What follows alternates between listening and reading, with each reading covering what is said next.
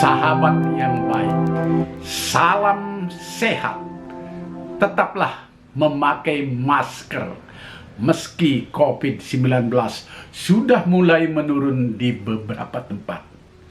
Karena itu, saya tidak menyoroti soal pandemi untuk tulisan Cari Angin minggu ini. Terbitan Koran Tempo 16 Agustus 2021. Saya menyoroti hal-hal yang sudah ramai dibicarakan, yakni maraknya pemasangan baliho oleh para politikus kita. Bukan cuma dari sisi siapa politikusnya, bagaimana pemasangannya, tapi yang lebih penting adalah apakah bahasa dalam baliho itu mudah dipahami oleh rakyat? Dan bisakah baliho itu mendongkrak elektabilitas politikus itu? Oke, ikuti saja pembacaan yang saya lakukan. Mungkin ada celetukan tambahan yang tidak ada di dalam tulisan. Maklumlah, meskipun saya menyontek di HP saya, tapi saya tidak hafal betul apa yang sudah saya tulis. Pasti ada beda-beda sedikit. Oke, saya mulai. Baliho politikus. Mobil itu berhenti karena lampu merah menyala di persimpangan jalan. Seorang anak kelas 5 sekolah dasar bertanya kepada bapaknya yang sedang memegang kemudi. Apa arti kalimat kepak sayap kebinekaan? Bapaknya balik bertanya, di mana ada tulisan itu? Sang anak kemudian menunjuk ke sebuah baliho besar yang ada di pinggir jalan. Alih-alih menjawab pertanyaan anaknya, bapak ini berkata, baliho itu mahal sewanya, sampai 450 juta per bulan, malah lebih. Berbulan-bulan baliho itu hanya berisi kata-kata space available. Kini ada gambar perempuan berkebaya merah dengan tulisan yang tidak mudah dipahami. Kepak sayap kebinekaan. Kamu juga tidak tahu kan arti kalimat itu? Mobil berhenti lagi, lampu merah lagi, persimpangan jalan lagi. Coba baca baliho itu. Kerja untuk Indonesia 2024. Sang bapak menunjuk baliho bergambar seorang lelaki. Paham kan maksudnya? Si anak spontan menjawab, artinya dia tidak bekerja sama sekali sekarang ini. Dia hanya bekerja untuk menghadapi tahun 2024. Anak dan bapak itu tertawa bebas. Sahabat yang baik, baliho politikus kini bertebaran di jalan-jalan, bahkan mungkin di seluruh Indonesia, kota dan desa. Papan-papan iklan luar ruang, begitu istilahnya. Sudah lama kosong, ekonomi kita mandek. Perusahaan berhenti mengiklankan produknya gara-gara masyarakat dibatasi geraknya akibat pandemi COVID-19 masih mengganas. Daya beli masyarakat tentu saja lesu. Selain mal pada tutup, baru saja dibuka dengan persyaratan yang ketat. Dan kini politikus mengambil alih papan iklan luar ruang itu dengan menampilkan wajahnya sendiri. Tentu saja sewanya mahal karena tempatnya strategis. Tiang penyangga yang kuat dari besi beton yang permanen. Dan ada pajak reklame. Biayanya sampai ratusan juta rupiah. Mereka, para politikus itu dengan gembira menyebutkan, baliho adalah cara untuk menggerakkan ekonomi. Jika dilihat dari sudut ini memang benar adanya. Tidak cuma di kota, di beberapa desa baliho politikus ini juga menggerakkan ekonomi warga. Modalnya sangat murah, tidak sampai 1 juta rupiah.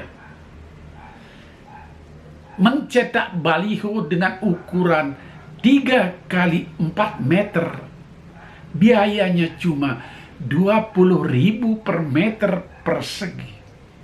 Banyak itu di berbagai kota, bahkan di kota kecamatan ada perusahaan yang mencetak barang-barang seperti ini. Jadi untuk mencetak baliho itu cukup 240.000 saja. Nah, sekarang tinggal membeli 4 batang bambu dengan harga 100.000 per batang. Jadi cuma ditambah 400.000. Dan keluarkan ongkos pasang hanya 300.000 per satu baliho. Wow, ini sudah ongkos kerja yang sangat besar di pedesaan. Sudah terpasang baliho di pinggir jalan. Tanpa pajak, tentu saja. Penduduk untung besar. Karena kader partai yang diperintahkan memasang baliho itu di pedesaan membayar penduduk 5 juta per baliho yang sudah terpasang.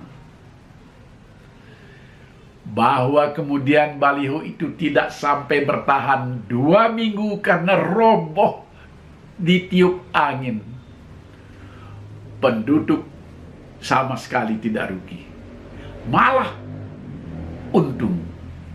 Kenapa malah untung?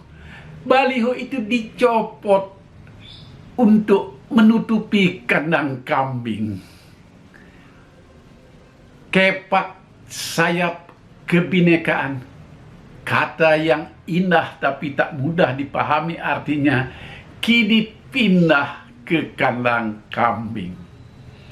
Orang-orang tidak perlu memahami apa arti kata itu. Pertanyaan besarnya sekarang adalah, apakah baliho yang bertebaran itu mendongkrak kepopuleran sang tokoh yang wajahnya terpampang di sana? Tentu saja. Orang semakin mengenal siapa Puan Maharani. Orang makin mengenal siapa Airlangga Hartarto, Agus Harimurti Yudhoyono, dan entah siapa lagi. Tapi nama mereka sebelumnya memang sudah populer. Siapa yang tidak kenal Puan? Ketua DPR yang juga anak kandung dari Megawati Soekarno Putri. Siapa yang tidak kenal Airlangga? Ketua Umum Golkar yang juga diberi tugas sebagai Menteri Koordinator Perekonomian. Dan kini beban tugasnya bertambah lagi untuk menangani pandemi COVID-19, terutama untuk menggerakkan sektor ekonomi. Wajah-wajah mereka tidak asing. Seperti halnya pula wajah Deddy Corbuzier atau Ayu Ting Ting, atau siapa lagi artis kita yang sering muncul di berbagai media massa. Bahwa politikus itu elektabilitasnya naik untuk menjadi calon presiden dengan memasang baliho, itu perkara lain. Rakyat yang makin cerdas akan melihat siapa yang sudah bekerja untuk masyarakat sehingga layak menjadi calon presiden dan layak dipilih. Bukan asal populer begitu saja. Apa yang dikerjakan Puan, apa yang telah dikerjakan Airlangga maupun Agus Harimurti dan lainnya untuk bangsa ini sehingga layak menjadi calon presiden, itu yang dilihat oleh rakyat. Bukan namanya yang populer, bukan balihonya yang bertebaran di mana-mana. Cobalah perhatikan hasil lembaga survei. Tokoh-tokoh yang bekerja seperti Ganjar Pranowo, Ridwan Kamil, Anies Baswedan tetap saja tinggi elektabilitasnya karena mereka bekerja dan bukan memamerkan wajahnya di baliho. Ganjar Pranowo terang-terangan menyebut belum memikirkan memasang baliho karena sibuk mengurusi pandemi COVID-19. Luar biasa. Ini yang diingat oleh rakyat. Jadi kalaupun memasang baliho, yang dibutuhkan saat ini adalah baliho tentang masalah pandemi. Baliho yang mengedukasi masyarakat bahwa protokol kesehatan itu tetap penting. Dan baliho yang bahasanya mudah dicerna. Bukan bahasa-bahasa indah yang tidak dipahami oleh rakyat. Tentu baliho yang mengedukasi masyarakat itu juga tidak harus ada di setiap pengkolan jalan, di setiap perempatan jalan di kota-kota. Sebaik-baiknya menyebar baliho, tetap lebih baik menyebar bantuan sosial.